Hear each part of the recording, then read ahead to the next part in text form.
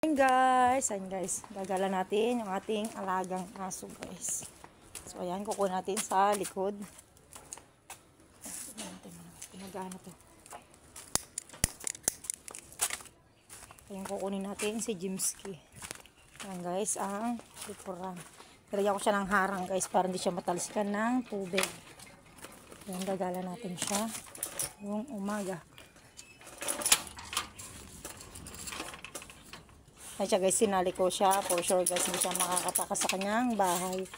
Pero nakaano naman guys, may lock naman yung kanyang kulungan. Wait lang Jimsky. Ayan siya guys, ang mamadali siyang lumabas. Ay, natali pa mo, natali. Wait lang Jimsky. Ano pa mo? Dali, ayusin mo. Ay, dadali natin siya sa dulo. Gagala natin siya guys. Spyhiin natin siya sa dulo. Ay, Jimsky. Yan, dali na. Ayan siya guys, maganda na yung kanyang balahibo. Saka magaling yung kanyang mga sugat guys.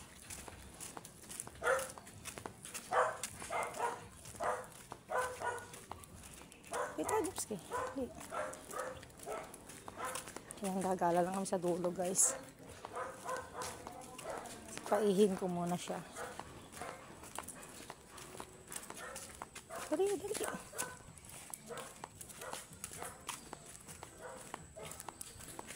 Yan, kasama ko yung makulit kong baby guys. Kala kami sa dulo. Sagingan namin guys. Kaso nga lang walang mga bunga. Ito naman guys, mayroon siyang isang bunga.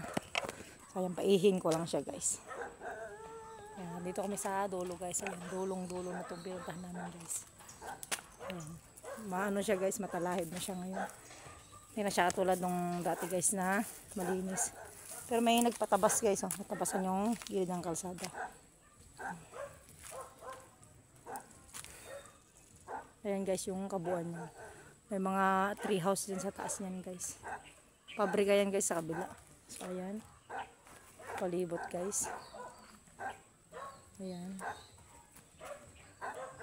Yan lang sa amin guys, yung sa dulo na yun. May tricycle na yun sa likod guys. Ang ganda ng bahay na to guys, sa gilid na to. Dito, mami. Ayan siya guys. Ang ganda nung mga puno. Green na green siya guys. Yung sa dulo. Tara na Jimsky. Ano na? Ayan, punta tayo sa dulo guys. Kaso ginawa ng basurahan dito sa dulo guys.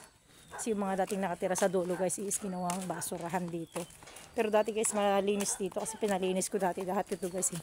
Pinatabasan ko. Kaso guys yung mga doon sa dulo na to guys, yung row na to, ginawa nila tong basurahan guys. Yung basurahan yung ilalim ng mga sagingan. So ayan guys. Kasi walang mga ano guys, yung mga disiplina sa sarili, yung mga ano guys. Kaya ginawa nila ang tambakan ng basura.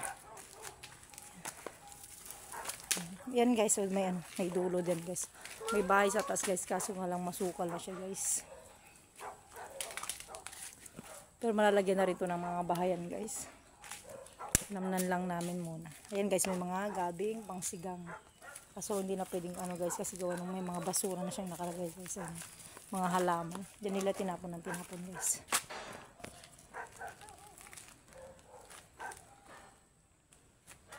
Ayan, ma-straight na rin siya guys. Nilagyan na rin nila ng straight.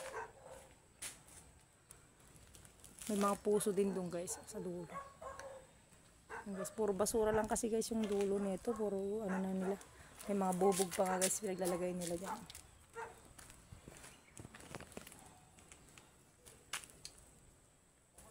Ito guys, mga ano din to, mga taniman din lahat ng saging.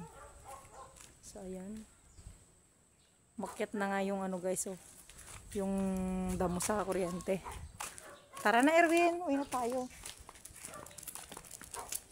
Ayan, ginala ko muna yung aking aso guys ngayong umaga. May pungapong dyan guys, ay pinutol na nila. Kinuha na yata yung talbos. Pero alam mo guys, hindi na pwedeng gataan guys pag nakabuka na yung dahon. Kasi alam ko guys, dapat ano pa guys, nakakuyumos pa dapat yung dahon bago lugatan. Pero hindi ginataan nila yan guys.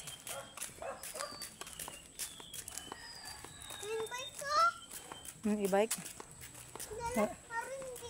Makay ko yung eme. So ayan guys, pauwi na kami ni Jimsky. Yung aking ayan, ang kulit nga lang niya guys, ayaw umuwi. Ayan guys, may bunga na ating saging. Ayan guys, flex ko lang sa inyo guys. May bunga na ating tundan. Di pa nga lang ganong malaki guys, medyo maliliit pa siya. Kaso nga lang guys, magubat na rin siya. May okra din guys, kaso walang bunga. Hindi ko na kasi siya naharap guys, linisan. Kasi lagi tayong busy guys. Kasi tayong busy. Sigaw ng ating mga estudyante guys, napasok sa school araw-araw. So ayan guys. Ayan, pauwi na kami guys sa aming alaga. Ayan guys, puro sagingan lahat dito guys. May mga kamuting kahoy. Ayan guys, meron din puso ulit ito guys. Puso na sa, ayan guys po, ay yung bunga ng saging pala guys. Ano ngayon, ma? Yan ang palibot guys. Mga bakante pa yung ibang bahay guys, yung may mga puno ng saging na tumubo. Or tinanim pala guys. Ayan, may mga puso din ng saging din guys. Uwi ko muna yung aking aso guys. So, nagala ko na siya. So, ayan naman guys yung ating saging guys. Mga 1 week na lang siguro guys.